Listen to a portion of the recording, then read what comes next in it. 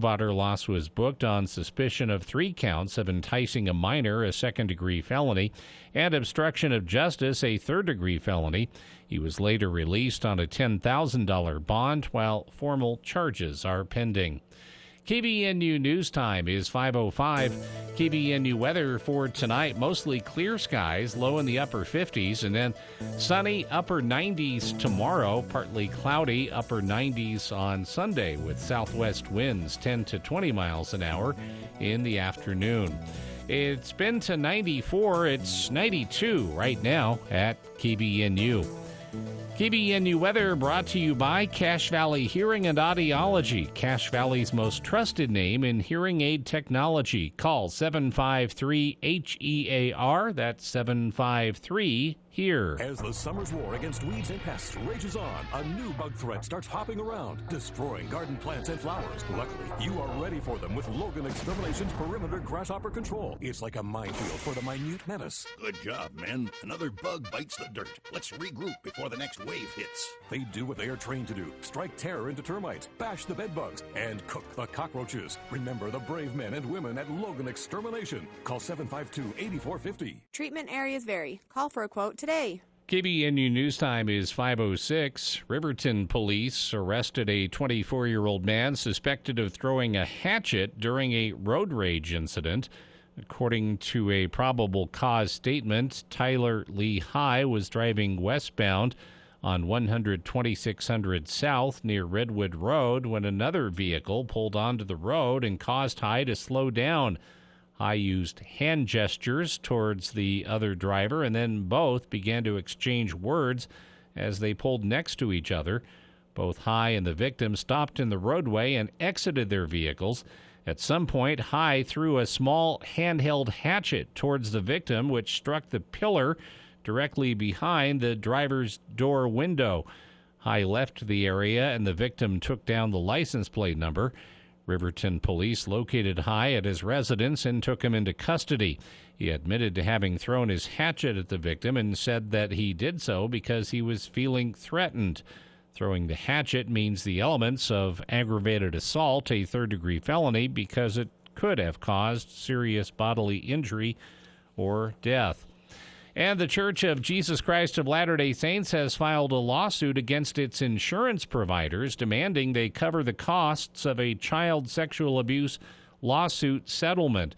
The lawsuit, filed in U.S. District Court in Salt Lake City, seeks to compel National Union Insurance and Ace Property and Casualty Company to cover the financial settlement terms of a 2013 child sexual abuse case in West Virginia. In that litigation, the church was sued by unnamed plaintiffs over allegations that the church negligently caused their abuse and resulting physical and emotional harm by failing to report a reasonable suspicion of child sexual abuse as required by West Virginia law, failing to properly supervise and train clergy, allowing the minor plaintiffs to come into contact with their abuser, failing to warn the minor plaintiffs and their parents, and otherwise failing to protect the plaintiffs from foreseeable harm. The church settled that litigation in 2018. According to this new lawsuit, the church alleges it went to its insurers to have the settlement costs covered under its umbrella liability policies, but the insurers have rebuffed it, basically arguing the church has not met the threshold to qualify for coverage and should dip into its own pockets to cover the costs. KBNU News Time is 5:09. For more details on these and other stories, visit CacheValleyDaily.com. News Talk KVNU, 610 AM and 102.1 FM. Are you a business owner looking for affordable workers' comp coverage? This is Matt Robbins with Quality First Insurance. As an independent auto owner's insurance agency, we work with top-notch carriers to find the best policy for your unique needs. With our experienced agents, you can rest assured that you're getting the best coverage and the best price. Call our office today for a free quote. Quality First Insurance, 752-0101. For more information, go to q1ins.com.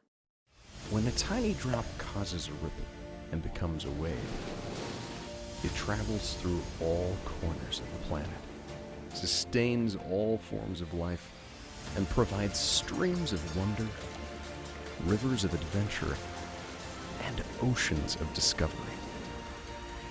One drop connects us all. Reserve your visit now to Loveland Living Planet Aquarium, a nonprofit organization. I will be right by your side. Women can have it all, including heart attacks. But symptoms like jaw pain, nausea, unusual fatigue, dizziness, and backache are often different and more subtle than for a man. The fact is, heart disease is the #1 killer of women. Know the signs. Learn more at getheartchecked.org. From Women's Heart Alliance, in partnership with Women Heart. We may be thousands of miles apart, but we can still connect. And when we do, we make things better. At Child Fund, we connect children all around the world with what they need to grow up healthy, educated, and safe. Together, we co-create connections that help millions of children who live in poverty worldwide, and their families, and their communities, and you. Join us. Together, we can make the world a better place. 2 small worlds at a time. Visit childfund.org to learn more.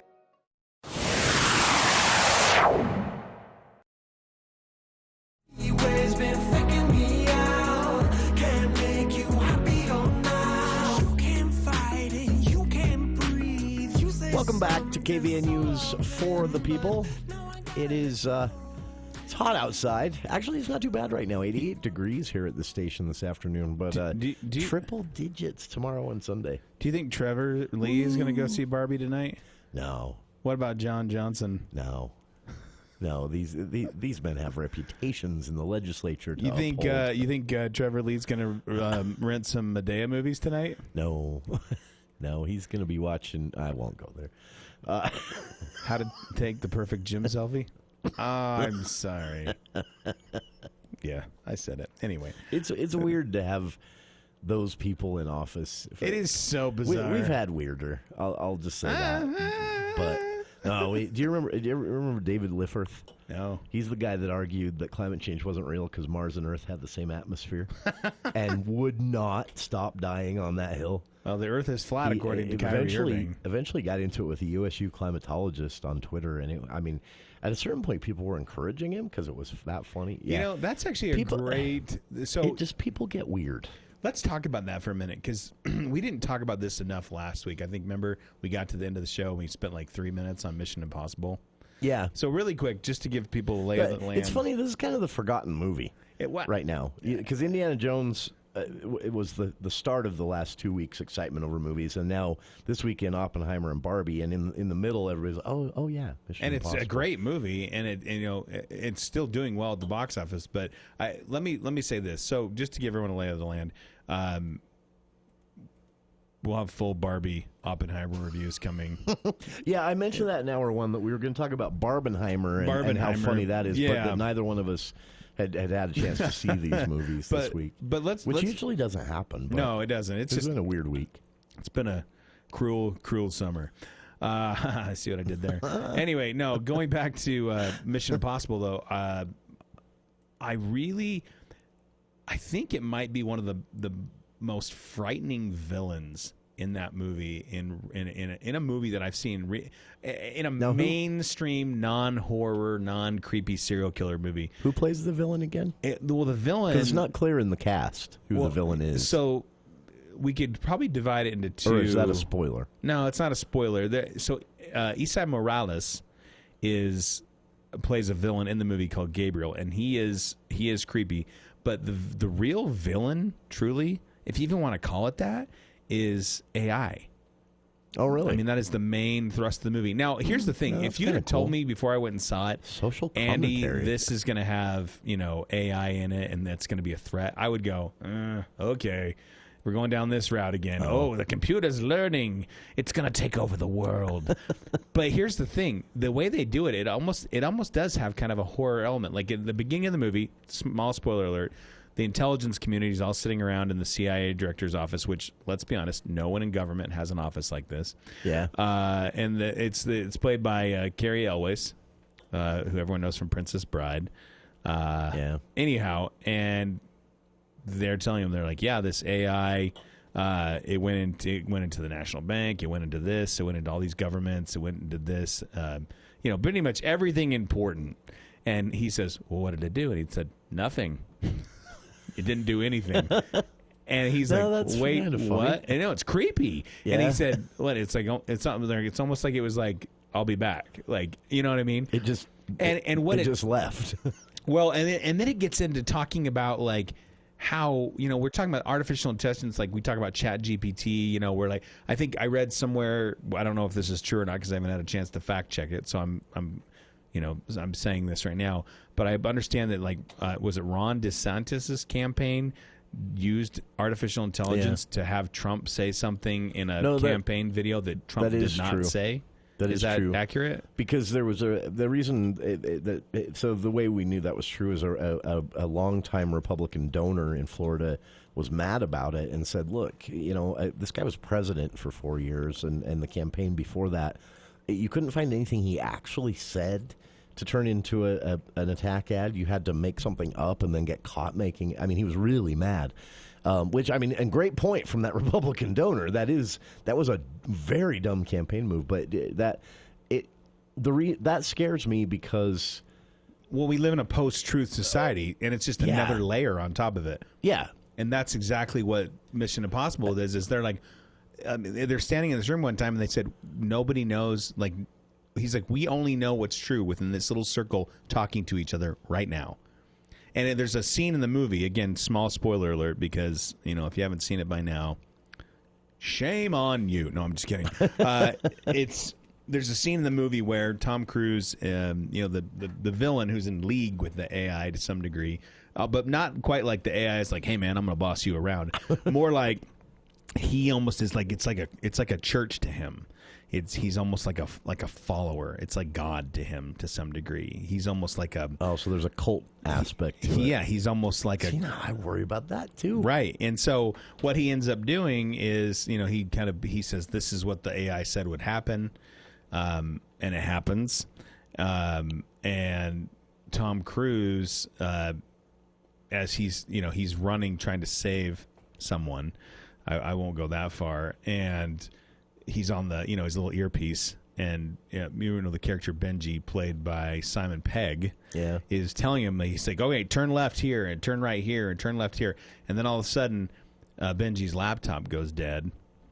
Ooh. And he can't talk anymore to Tom Cruise, but his voice is still talking to Tom Cruise, and Tom Cruise doesn't know it's not. He doesn't, and it's telling him to go somewhere else, and that's to me. Like, AI has always been a thing since, back in, 2001 A Space Odyssey, right? Open the pod bay doors, Hal. I'm sorry, I can't do that, Dave. But see, that exactly. Because this is why, so I do worry about all these things. I worry about the effect of AI in politics and news, like especially in post-truth video and audio. Post-truth society, it's scary. Yeah. Well, have you watched Marvel's Secret Invasion? Yeah, well, 2 episodes. I really like it, by the way. Same thing. So yeah, I that does worry me. But one thing that doesn't worry about AI on a broader scale is actually going to take us right back to the making of the atomic bomb in Oppenheimer in theaters this weekend. We have had very dangerous tools developed before, right? And we were able to get our act together as a planet, not just as a country or a state. But as a planet, for the most part, although I did see that one movie where we accidentally dropped a bunch of nukes in Virginia. Have you ever heard that story? No. Yeah. So there's 7 fail-safes in a nuclear warhead. Yeah. And so even if they are launched, these 7 fail-safes, if it hasn't been, there's a trigger. And that trigger requires codes and keys and all that stuff. If that trigger has not been released, the fail-safes are in play. And so luckily all 7 of the fail-safes worked. Is this movie called The Country Roads Take Me Home? But we dropped 4 of them in Virginia out of an open door on a plane. Wait, is this a real thing? This is a real thing, yeah. What in the world? Google it. It literally happened. I don't remember when. I think it was in the 80s or 90s. But anyway... But in the military, I was like, "Oopsie, don't tell anybody." This is not the Cuban Missile Crisis. This was the John Denver Missile Crisis. Yeah, this was leaving on a. No, so but my point is, we've had dangerous weapons or dangerous tools, I should say, before weapons tools, and we've learned how to not let them get the worst of us. Nuclear weapons being the most extreme example, but I feel like we can do the same thing with AI. What scares me about AI? I hope you're right. What scares me about AI is that we're in this age of Elmo, Mr. Musk. Things are a bit musky. If you, however you want to say it, we're in the age of this weird thing that has happened that hopefully is finally starting to dissolve now that we've seen Elmo in a spotlight for a while. It's this my truth. No, I'm talking about the societal deference to rich people as geniuses, to tech bros as how many times Peter Thiel was supposedly a genius, absolute moron. The guy have you ever seen video interviews with the McAfee guy, who was a genius in the 90s? Isn't there a guy that did Overstock? Absolutely, yeah. Patrick Byrne from Overstock, also the supposed tech guru, absolutely banana pants. There's another guy too that developed Elmo, a pillow company. Elmo, not a good decision. Isn't there a guy that a pillow company? Oh, yeah, but I'm talking just mainly about tech and science. Well, I don't know. I mean, those pillows are super techy. Well, supposedly, I actually bought one. They don't do what they're not great. Not worth the money. Even before the weird stuff, but yeah, honestly, this is like years ago, like 2014. I bought on my pillow, and I was like, "This is not good. This is just a cheap pillow." I wish this wasn't my pillow. But no, we're in this age of this deference to these supposed geniuses and gurus that just keep getting up on a national spotlight and stepping on rakes, and then we're still like, "Well, I'm sure it was just that rake," Elon's up there just dancing through a field of rakes every day, and everybody's like, "Oh, this guy's so smart." And that's what worries me about AI, is that it's coming about, it's hitting its prime at this moment when there are so many people out there that are like, "Well, he's wealthy and he uses techie sounding words. This guy must be a genius." The thing I worry about, that's where I think we get in trouble with AI. I worry about it in a post-truth society, because you can tell somebody this is not true. Like, I had a complete conversation one time with a family member regarding Pizzagate and how it was which was the not harm true. it caused and how terrible it was, and how even the guys that pushed it were like, "Yeah, just kidding. Yeah. Like, bad idea. Sorry, everybody." They didn't intend it to go. And this that person far. still would not believe me. I said, read the Rolling Stone article, and they said, "Well, Rolling Stone, that's not that's not a real source." I thought that was music. And the only news source that isn't biased is Facebook. I've heard people say that. Have you ever seen in season 3 of Ted Lasso, and they said, "Oh, I saw it on Facebook," and this lady says that should be an instant disqualifier. It's only she said, she goes, "Who uses Facebook? I thought it was only a place for old people and racists." Well, it's honestly like the things that are shared on Facebook are links, but is it a link to a credible source? Like, Facebook isn't the source; that's the ice skating rink for the conspiracy theorists. Let's be honest; it's also nobody cares, right? Like you made this point about Ben Shapiro earlier, right? He's making a lot of money. Right? Yeah. But see, that's what also bothers stop? me about this, is that when it comes to AI and the themes that you're talking about from Mission Impossible, it worries me that we won't have an incentive to slow down. Right? And with Oppenheimer in theaters, I keep thinking about the development of the atom bomb, dropping that bomb, seeing the effects, and then. And obviously that's probably a more extreme example than AI's potential, the potential ills of AI.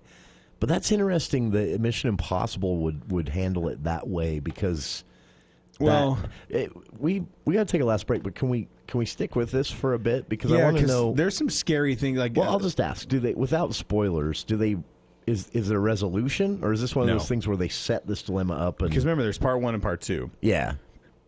And the thing they open with, I know we got to go to a break, but the thing they open with in the movie is, this AI was part of a Russian sub, and it's this undetectable sub that's just, cruising through the world's oceans, and the idea is like, how close can we get to superpowers without them knowing? And they eventually they're saying, well, we're undetectable, and then They're all of a sudden they're like, hey, wait, this sub's detecting us and they're firing on us. And then right when they think they're all going to die, right, it disappears. And they realize that they were faked out by this AI. Okay. I always feel every time when that part comes on, I always hear Gandalf's voice go when they're like, they let Gollum go, and he's like, let go. You know, escaped or let go. What's the AI's point? It's creepy. It really is creepy. I did not think that I would think that was scary because I don't think HAL in 2001: A Space Odyssey is scary, and I definitely think the whole Skynet has become self-aware is not, it's not realistic. Yeah, I think this is one of those situations where sci-fi has misled us kind of, because it's led us to believe that that's the threat, this Terminator robots, robot uprising, and machines with guns, and and what it really is software candidates and software TV news reporters and creating a picture of yourself that I'm supposed to believe that you have a real lumberjack beard. That's eventually the risk or the reality rather becomes blurred. And we don't know anymore what is, and so that's the concerning part. It's interesting. That's not where I would have expected the Mission Impossible franchise to wrap up in its final two films with Tom Cruise, I guess we should say. All right, we'll be back with more of the For the People movie show right after this.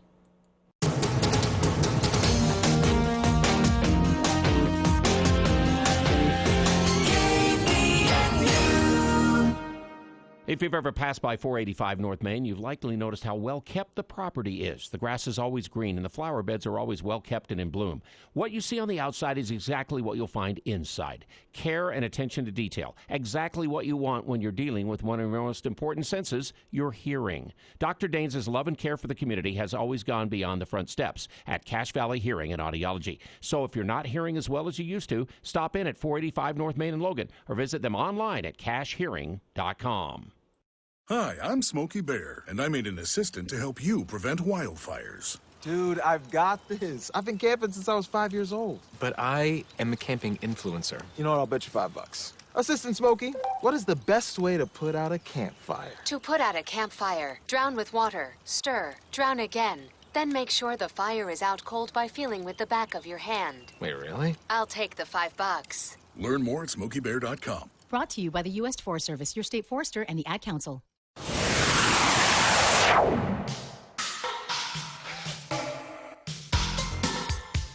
Welcome back to the KVNU For the People movie show.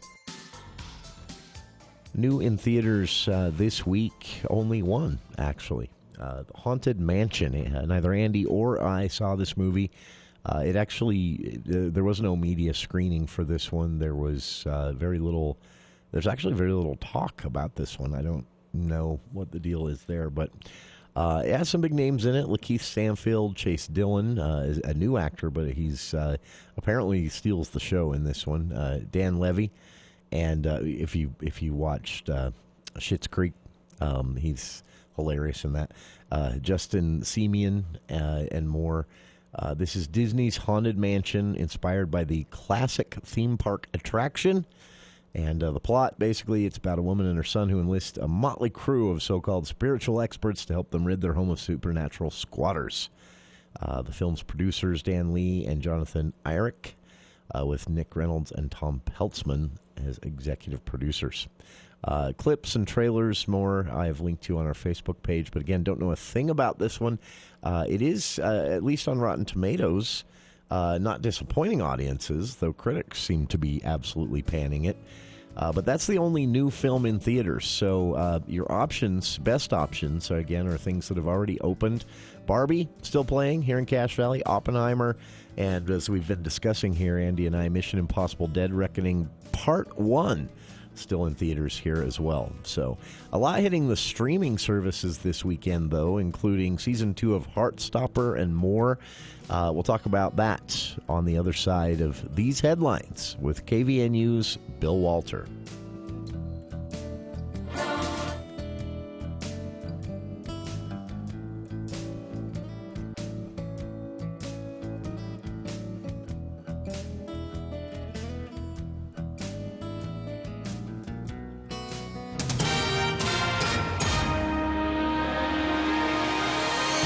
Thank you, Jason. KVNU News brought to you by Napa Auto Parts.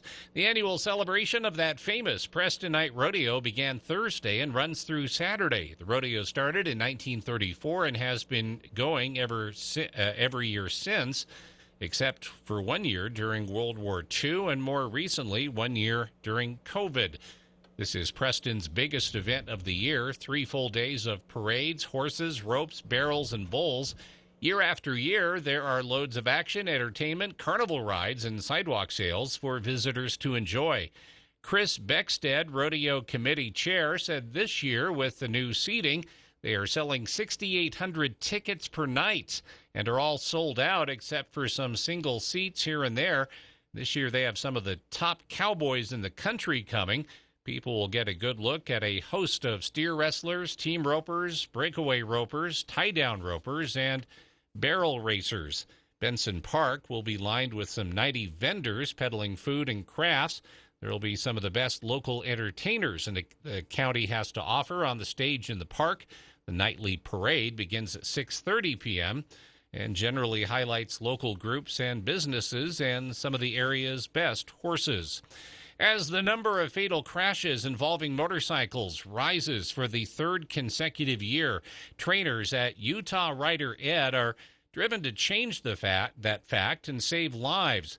According to the Department of Public Safety, deaths involving motorcycles between Memorial Day and July 27th have doubled since 2020.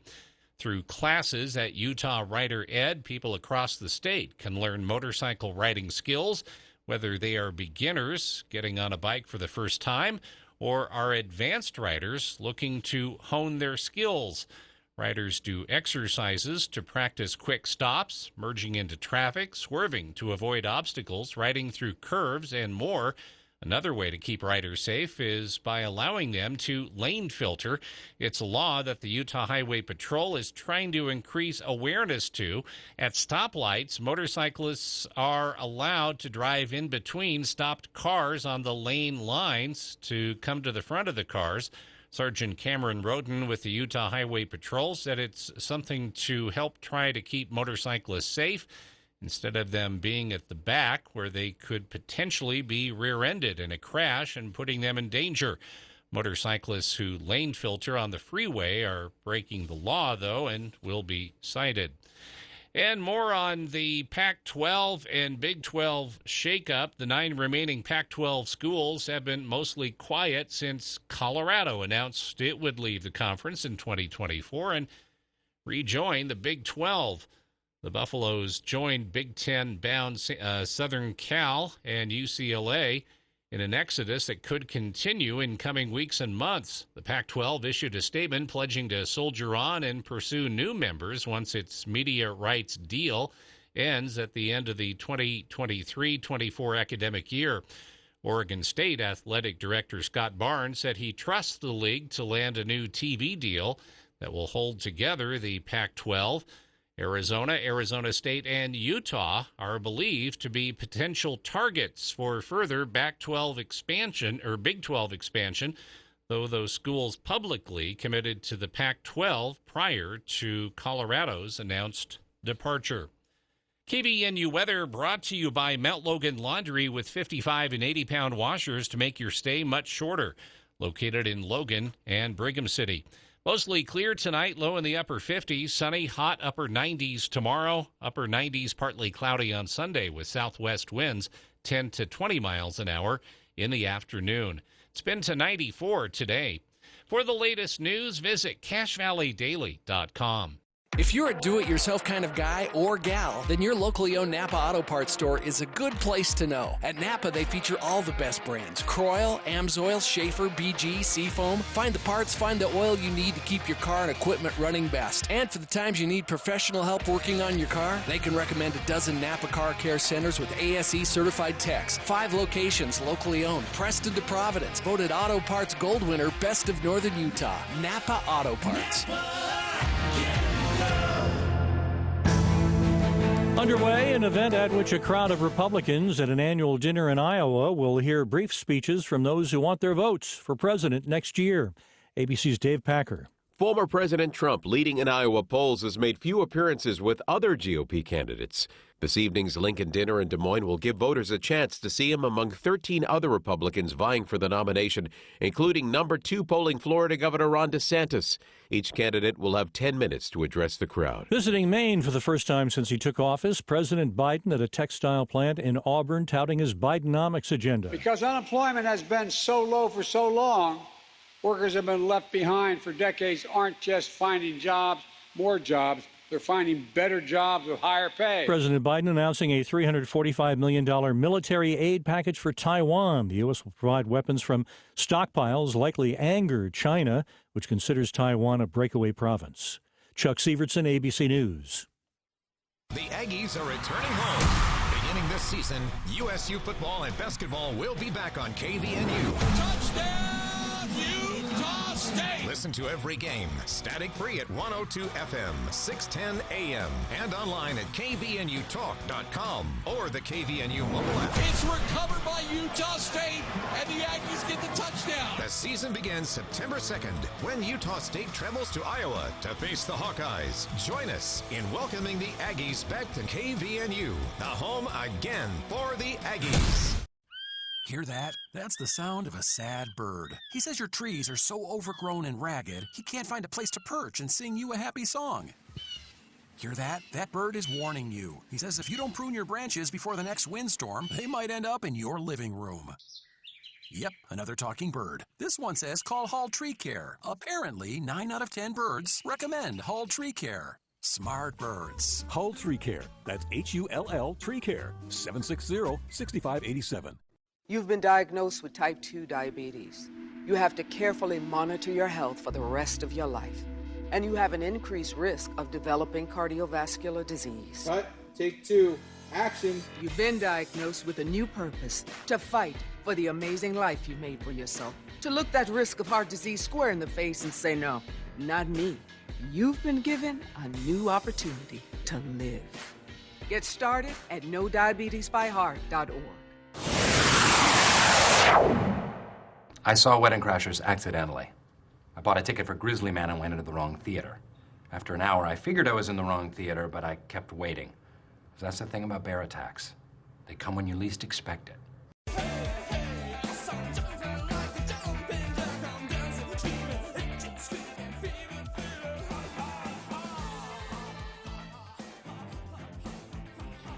Welcome back to KVNU's For the People movie show with Andy Morgan here in the studio. It's me. It's me. Does everyone feel better now? It's warm. I was thinking hot in these right now. That's what I thought when I pulled up in my car. This is a great way to start the show because it's going to be worse tomorrow. Well, Did you see that? I was totally air conditioned, and then I opened my door to come into the studio. Yeah. And as soon as I opened it, and I don't know if this is how your brain... It's like a slap in the face. Huh? I don't know if this is how your brain works, but this is how my brain works, is I'll have a thought that comes in, and almost, I want to say 80% of the time it's matched with some type of movie quote. So as soon as I opened the door, I thought of that scene in Ace Ventura. That is... When nature calls, when he goes into the rhino. I realized... And the fan quits. I sent you this, but I realized that my head is... So I knew my head was full of useless movie trivia and quotes. It's never useless. I didn't know that it went so far as to be able to identify, at first glance, very obscure characters in movies. Is this the shark thing you sent me? Yeah, I sent you this. So for listeners out there, there's a person out there who now these are extremely expensive because he only makes one. He's a sculptor, but he sculpts with he basically makes action figures, and he puts them in boxes that look like, when he does the Star Wars ones, they look like the old Kenner boxes. Yeah, it looks really cool. Looks really good, and he sells them for I thought it was a lot of money. What you sent me? He's an artist, and it's really, really expensive to buy one of his piece of works. But it's so cool that he does it.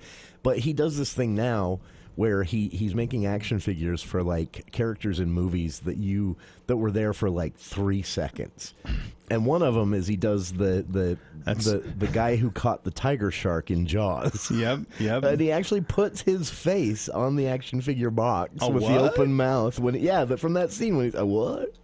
That's not the shark. I laugh so hard. Yeah. But now I want one of these. I'm gonna have to. I'm gonna have to save up some money. Yeah, I don't need one of That's these. going to be like somebody else wants to buy a Porsche when they get rich, and you're buying that. Yeah. I want one of those one-of-a-kind action figures from a movie character that nobody even remembers was in the movie, and really quick. Like Prune Face? Can we just, Prune Face or... Prune Face, ma'am. That, were you... I know... George Lucas, they did that with Star Wars, though. Remember, they licensed characters for everybody there at Jabba's Palace. Well, that's what I was going to ask you. Even the ones that were just there in a pan shot. Were you the kind of person, right? Yeah. Were you the kind of person that you remember, like, somebody, right? They were like, oh, Jason likes Star Wars. Oh, yeah. And then you got, like you were like, who's this little weasel guy? This little, and then you find out it's the one tiny little badger weasel with his little blue vest that was like, remember, you know what I'm talking about? Do you know what one of the hardest ones is? At the bar. What's the bar called? The Cantina. Star Wars fans, if you want to challenge. I had a hammerhead. If you like I had the hammerhead. I had guy. hammerhead. I had the Ognaughts. They're in Empire Strikes Back. They throw C-3PO around. They're the guys that they were the manual labor furry rat things. Yeah, manual labor. They went on strike right after that. There's a big uprising, Ognaught uprising.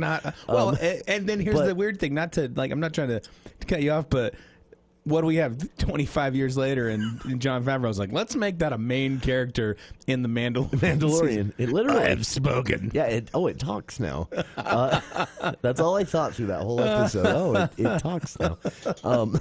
No. So here's my challenge for Star Wars fans, and then we can quickly move on from this. So fun to make fun of. Really early in the show tangent we've gotten off on, but the challenge for Star Wars fans, and I had the action figure. Squid. I can't remember. Is it Squid Face or Squid Head? I think it's Squid Face. No, it's Squid Face. Yeah. So Robot Chicken does a really, really funny bit on that. Oh, so your challenge for the weekend is find him in Return of the Jedi. Oh, I shouldn't have even said that. No, we'll give you that clue. It's in Return of the. He's in Return of the Jedi. Have you seen the Robot Chicken bit He's on in that? There, but. Yeah. Where the Emperor wants to go up the elevator and there's a whole elevator full of Squid Face. And they're just like, plenty of room. Plenty of room. He says, yeah, I'll catch the next one. I'll wait for the next car. We can shift over. He's like, look, I don't want my robes to smell like a fillet of fish. Plenty of room. He's like, that's just hurtful, man. They go right up. And then the doors close. And then he takes the long escalator up with like every stormtrooper going down saluting him. Yeah. I gotta hand it. Here's the thing: if you love something, you should be able to make fun of it. Yeah. Let's be honest. I love Star Wars, but because I love it, I'm completely comfortable mocking it to no end. So I along these lines. I'll just put this out there, and this isn't. This is. I know where you're going already. This is going to get political. But I'm going to say this is not specific to... It's the right wing right now. It's not specific to that because I've seen liberals and progressives do the exact same thing. But, man, people, take a breath. Well, but you know what it is? Did you see Ben Shapiro today? My producers forced me to go to Barbie, and it's the most woke movie I've ever seen. I don't know if he talks like that. And he promises he's going to do this entire episode on this. And I had this little viral moment that I didn't plan with Utah because a Utah lawmaker actually agreed with me, a Republican. And I said, this reminds me of the time that I went to Steel Magnolias and cried, but then had to pretend I didn't the next day because I was in middle school and emotionally underdeveloped. Yep. Implying, as I often do, that Ben Shapiro is underdeveloped emotionally. Obviously, he's doing this because it gets him clicks and money. Oh, sure. But where is the audience? Everyone grow up. Yeah, Seriously, just grow I'm going to play up. the This other. is so juvenile. I'm going to play the other card. Last week we and talked again, about. This isn't left or right. I've seen the left do it at times before. We've been doing. Let's be honest. Let's point the finger back. And I know we could put some layers here and say, well, hang on.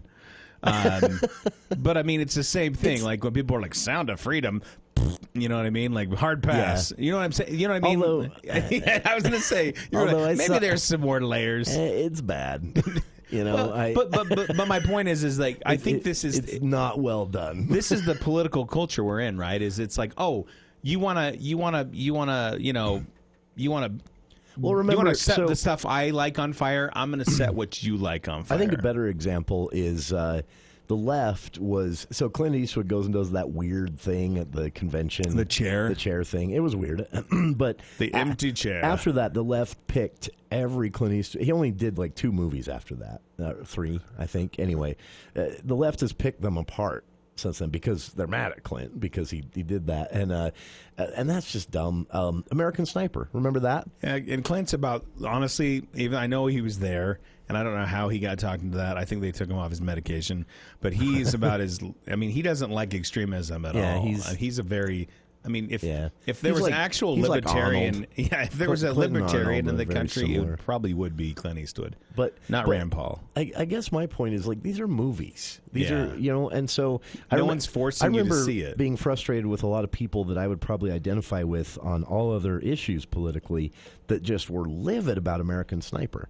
And I saw it, and I get it. I'd actually read the book, too. Yeah, same. And I knew the story, that he embellished his own record a little bit, and I knew that this was a guy looking to be, the next Joe the Plumber, and, have his 15 minutes. I get it. It was still an engrossing book. It was an engrossing story. What was true about the story he told was still fascinating. Yeah. And I agree. I thought the movie was done well, and the left absolutely just couldn't admit there was anything good about it whatsoever. And now you're seeing Ben Shapiro do the same thing with Barbie. And I want to say to everybody, these are movies. This is a thing, and it's just building. It's just this building momentum. And I'm not saying you have to see it. No, it bothers me though, because again, I have issues with, like, when people say, "Oh, well, it's going woke." You go woke, you go broke. No one even knows what they mean. I don't even know what does that even mean. And here's my issue. Like, remember. The muffin guy doesn't even know what he means. When remember he in 2016 or 2017, no, it's the meatball guy, when they did when Beauty and the Beast, the live action of Beauty and the Beast came out, and Josh Gad played whatever the little assistant is to.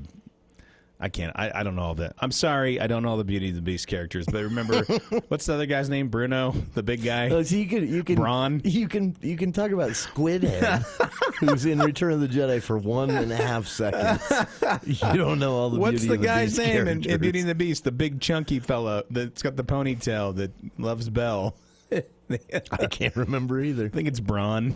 Wait, let's go with that. It's somebody out there right now is just banging their fists on their 753-586, banging their fists. Disney fans, no, enlighten us. But he has that little assistant who's kind of a goofball in the cartoon, and in the show he's still a goofball, but like it was implied that he might be a gay character. Nothing super serious, right? Like it's like Brokeback Mountain. I forgot about this. And everyone's quote like, unquote scandal. Great, I'm going to take my kids to this show, and they're going to go out gay. They're going to come out gay from the movie. Like, come on, man. Which is, of course, 1, not how it works. 2. It's a really embarrassing thing to allow yourself to think and say. Well, I just don't get it. I do not understand. Like, why are you so offended? Like, what is it? Like, what is? That's what I don't get. What is so bothering you? I'm not saying, like, you are more than welcome. I have some friends that I respect a lot that are disgusted this Barbie movie happened. And I plan to see it. Yeah, if anybody's mad about it, it's a cash grab of Mattel. But and I'm not saying you have to like and approve of every movie ever made. I'm just saying this, like, politicized, but it's more than that. It's almost virtue signaling. That's what I'm looking for. People are hating these things because it's become a way to be a part of an in-group online. It's a way to be a part of a community, and it is this is what I'm going to say. Something that's going to offend so many people right now. If you are upset because Barbie has some slight digs at the patriarchy in it, you are no better than the Twilight fans that lost friends because of Team Jacob and Team Edward. I agree. That is the same thing. So welcome to that club. Well, and can we also talk about this? You and I talk about this all the time about now people. The Twilight fans are mad too. I'm just going to make everybody mad checking today. Them off here. No, today. but here's an example. Like, and we don't have to belabor this. Team Jacob, we're fascists. But I'm going to use this as an example. And this is the one I always do, is remember, end of Game of Thrones, Season 8. Oh, yeah. Everyone was mad. I shouldn't say everyone was mad. Kind There of was the heyday of there the was silliness, right? Yeah, a contingent that started a petition that I think even got up to like 1 million people. Demanding and a they were remake. like, HBO, you must remake Season 8. and give us a 9 and 10 in the process, right? Like HBO is going to read that and go, oh, we better do it. You guys. Internet nerds are mad. Hi, Dave. Dave and Dan. Yeah, we need you guys to come back. Yeah, scrap it. Scrap what we did. We're just going to erase it. Nah, it's good. No, but here's my thing. We talk about entitlement, and I think there's a thread of entitlement in this too. Nolan 1 2 3 4 5 7 12 is really angry. Well, look at his comment here on Twitter. That's my thing. Oh, scrap it. So my comment is, why? In what world do you think entertainment has to conform to everything you think? And not even entertainment. Yeah. Let's talk about it as like an art form, right? Like, yeah. believe it or not, films are art. And if that's that artist's vision, they are in no way obligated to make this movie so that it appeases every single person. And that's entitlement is a really good word. We've talked about this before. Obviously, social media plays a role in this too. It gives everyone their megaphone and their little mini audience, and they feel, like a little bit of that "don't you know who I am" kind of thing creeps in. Yeah, but it is. This isn't to say you have to like everything that's done or not be critical of something, or I mean, that's what this hour is about. Criticizing movies sometimes is a part of it, but. It definitely it's gone to something else where it's not just I didn't like that movie, but I now demand that it be remade, and meaning that seriously, like expecting to be taken seriously, which is just kind of funny.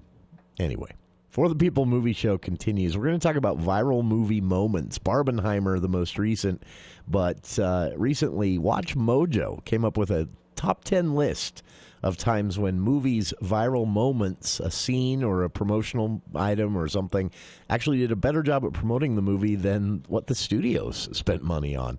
We'll talk about the top 10 list based on internet traffic and shares alone right after this.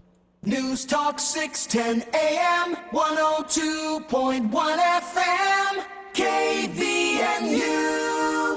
The Murdoch Summer Tour sales event is here. At Murdoch Volkswagen, we are turning up the volume on savings.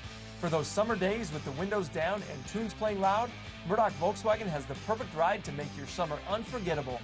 Right now, receive 1.9% for 3 years on a new Tiguan or Taos. When you walk through our doors, you feel like family.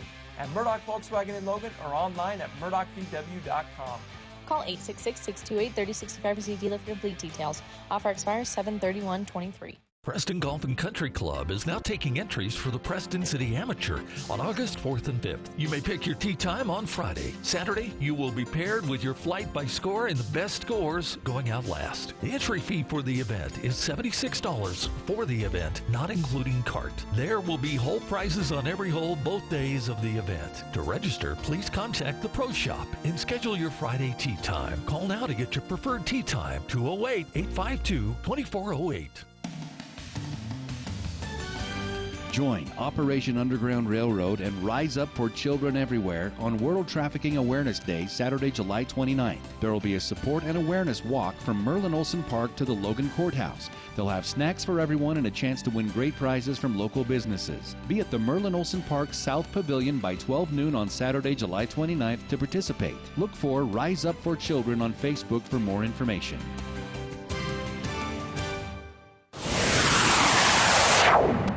I'll be honest, fellas, it was sounding great, but I could have used a little more cowbell.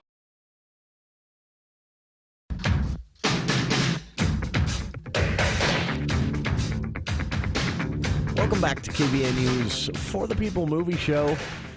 Just 3 minutes left in the show, so we really won't be able to explore this as much as it probably deserves, but we got to talk about Barbenheimer. Well, hang on. This has been so fascinating. Can I tell you something funny really quick? Does it have to do with Barbenheimer? No. It has to do with ChatGPT. Okay. And AI. Okay. I'm just going to read one sentence. I was just curious because I've been, it's an app on your phone. I downloaded it, and I've asked it to do things just to see how smart it is. Sure. So I said, please write a speech about Star Wars as if Donald Trump was speaking. And this is the first sentence. Ladies and gentlemen, let me tell you, Star Wars, it's tremendous. Absolutely tremendous. Nobody does space movies better than me. Believe me, I've seen them all, and I can tell you Star Wars is a winner. They've got the best spacecraft, the best characters. It's unbelievable. I've heard people say, Donald, you should be in a Star Wars movie. And you know what? Maybe I should. I'd be the best Jedi, let me tell you. Good. I laugh so hard because I was the spaciest we've ever seen from the perspective of space. Now the Death Star, folks, it's a tremendous achievement. Some people say it's huge, and I agree. It's a powerful weapon, just like our military. And I'm like, and it did this in a matter of seconds. Like, to me, I'm just doing silly things with it, but there you go. The TikTok kids have taken it a step further. It's not just Barbenheimer now; it's Barbenheiming. Oh no! Now it's a dance. No, I don't know. I've heard of Barbenheimer, but tell me more about this because I don't have that much to say about it. I just like to say Barbenheimer.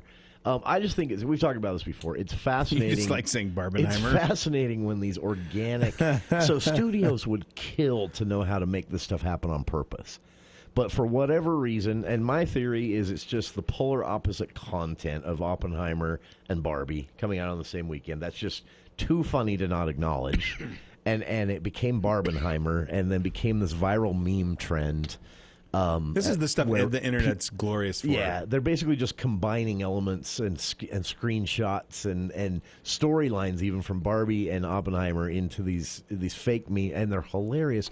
But it just fascinates me how organic this type of thing is. Like I say, studios and distribution companies would pay so much to make this happen if they could, but you can't. And that's where it's this list is interesting because here's with the Barbenheimer thing in mind. These two movies, by the way, in their first week, have made more money than anything else this year. Not combined. I mean, each individually. These have been the two biggest movies of the year.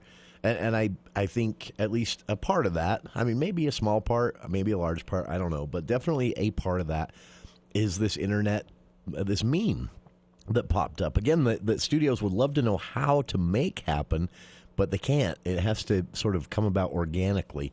And it just did. Barbenheimer became a thing, and then all of a sudden everybody's excited about the movies. And so I found this. Watch Mojo did a list.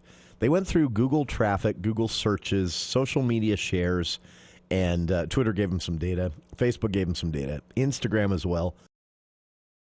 And they came up with a top 10 list of times that the movies broke the internet. And by that, that what broke the internet means is everyone was talking about it. Now, some of these came after the fact. Some of these came before the movie premiered. But I'll just run through some of the list. It's interesting. The message from home scene from Interstellar. If you're not familiar with this is just one tiny little, 23-second part of the movie. But the emotional wallop of the scene, anyway, it became an internet meme, and it actually upticked Blu-ray and DVD sales for the movie. Let's see, number 9, a scene from Parasite. Not enough people saw that one. The argument scene from Marriage Story. This was an internet hit. It was, for about a week, dominated social media. Also, the stairway dance scene from Joker. Everyone was talking about that. That actually became a video meme where people were sharing the clip itself ahead of the movie. And they again, if you look at the data on this, it's impossible it didn't positively impact sales. Terrence's lesson from Whiplash. If you haven't seen the movie, you don't know what I'm talking about. But that was the What a Lovely Day scene from Mad Max Fury Road. This is still a widely used meme, by the way, the What a Lovely Day scene. And the Belfort discovers a new phase scene from Wolf of Wall Street. These are just some examples. Some others, some honorable mentions that also, where the sharing and discussion online, the Google searches for all that data, at least imply, that this became a thing that probably helped sell tickets. These are some of the honorable mentions. The bear attack scene from The Revenant, the Time in a Bottle music scene from X-Men Days of Future Past. The accident scene from Hereditary. If you don't know what that is, you probably don't want to. I'm the Captain Now from Captain Phillips. This is also still a widely used meme. Anyway, these are just some examples. The number one, though, as far as Google data, social media sharing data, that really makes the case that an internet viral moment can promote a movie and sell tickets more than the actual paid-for marketing can. The clip from the trailer of Iron Man's Snap from Avengers Endgame in 2019, the most shared pre-premiere of a movie, the most shared clip ever. Check it out. I've posted the